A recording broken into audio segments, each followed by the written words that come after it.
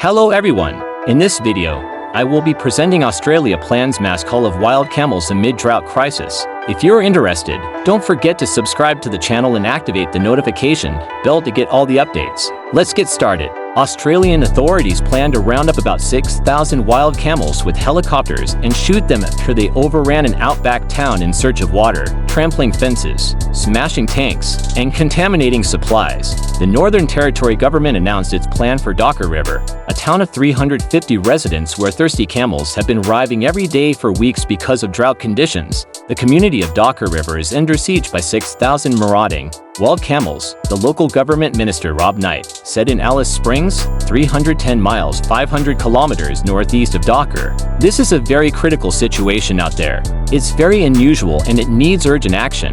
The camels, which are not native to Australia but were introduced in the 1840s, have butted water tanks, approached houses to try to take water from air conditioning units, and knocked down fencing at the small airport runway, Knight said. The carcasses of camels killed in stampedes at water storage areas were contaminating the water supply, he said. The government plans to use helicopters next week to herd the camels about 9 miles outside the town and shoot them, leaving their carcasses to rot in the desert. A grant of 49,000 Australian dollars, 27,000 pounds will be provided for the cull and to repair damaged infrastructure. We don't have the luxury of time because the herd is getting bigger, Knight said. It is common to see some camels in the remote community, but the continuing drought and an early heat wave have dried up other water sources and forced more of them into the town. Much of Australia is gripped by some of the worst drought conditions on record.